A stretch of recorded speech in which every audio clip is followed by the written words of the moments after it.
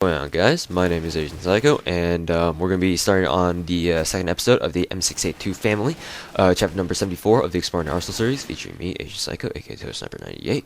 And this time we're going to be taking a look at the NX standard variant of the M6A2 SRT, the M6A2 SRT. Psst, I screwed that royally.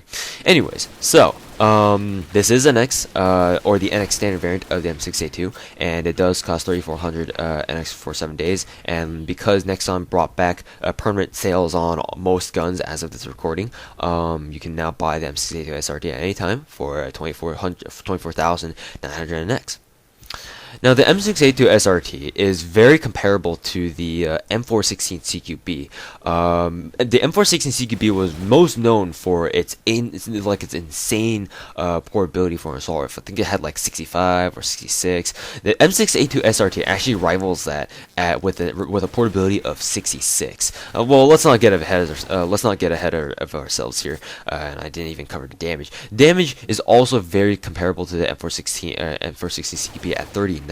As you can see, they share the same damage rating, and they share very similar and very high portability ratings at 65 and 66, and the rate of fire is the same at 74. Accuracy is the same at 81, even though the CQB's I think is at 80 or something like that. Recoil has stayed the same at 64. So basically, the M6A2 SRT improves upon the M6A2 in its damage and its portability. So basically, it's more portable and it's more powerful.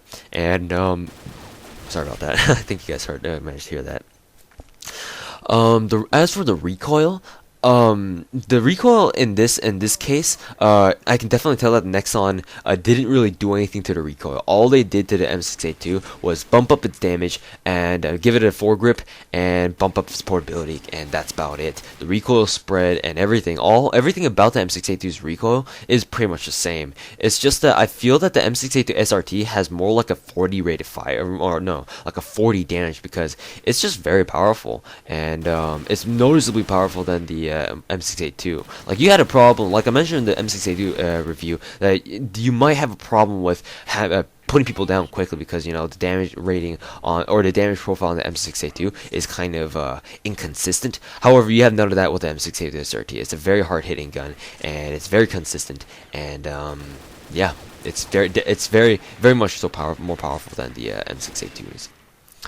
Other than that, that's pretty much it. As for changes that the SRT features over the M6A2, basically all you have is a higher damage and much higher portability, and yeah, that's up to you. It's pretty much up to you to decide whether or not you want the M6A2 SRT or the M416 CQB. Speaking of which, let us compare that right now, because obviously they're two very similar guns in terms of stats, and I've been actually asked many times whether the M6A2 SRT is better than the M416 CQB or not. So ultimately, they're both very good assault rifles. I personally prefer the M416 CQB just because of the fact that I'm more used to it, but I can definitely rock the M6A2 SRT any day. I have no problem using the M6A2 SRT.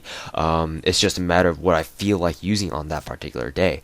But for those of you guys who, let's say you only have $25, 25k NX, and you can only buy one of the two. You're looking at the M416 CQB and the M6A2 SRT, and you're wondering which one to get.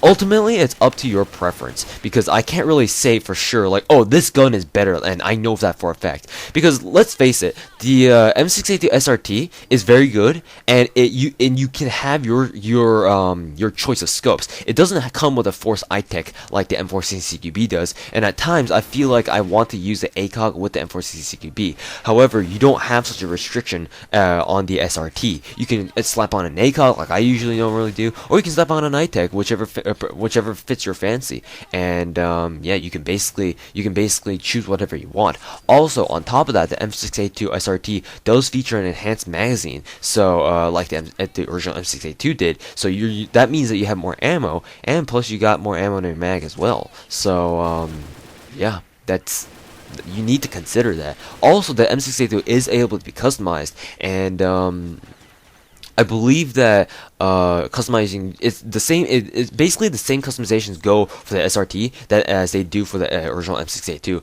piston and barrel. I don't think you can actually customize the trigger. I don't think they actually let you, but that's okay because I don't feel like it would do anything anyway.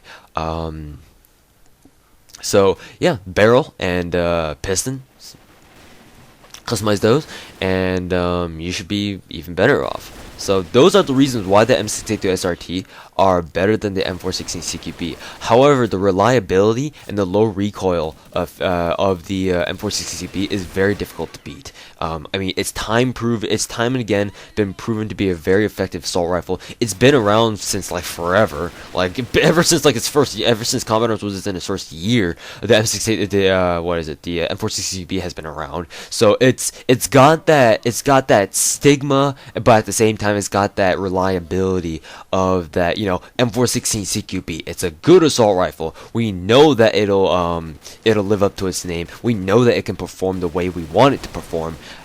It's just that the M6A2 SRT is a little bit newer to the crowd, thus people don't have as much trust as they do with the M416 CQB. Don't get me wrong, the M6A2s have been around since '09, so that's been a long time. However, the M416 CQB is just established as like a very low recoil assault rifle in the Combat Arms community, and SRT, well, it's got its slew of advantages over the CQB, but can you beat the reliability of it? It's ultimately up to you. You have to decide for yourself. So, anyways, thank you guys very much for watching. The M6A2 SRT is nonetheless a very, very good assault rifle.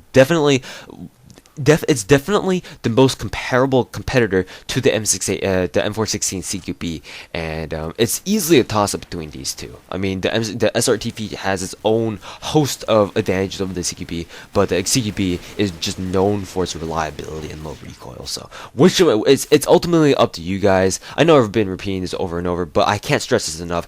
You guys need to decide whether or not the SRT is better than CQB. So, yeah, I can't tell you guys personally because I love both of them. They're both really good assault rifles. It's just that you need to make the decision between the two. So anyways, guys, thank you guys very much for watching, and I'll see you guys later in the next review featuring the NX Standard / Rare. I'll explain why I say that in the next review coming up on the Second Amendment. So yeah, thank you guys for watching, and I'll see you guys later.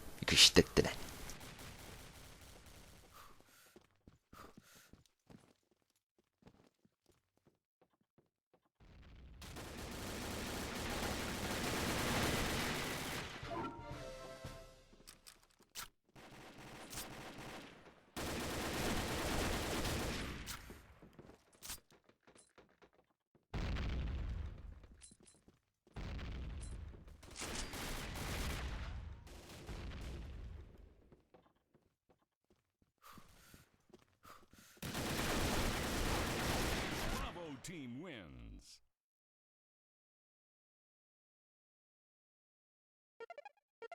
Ha!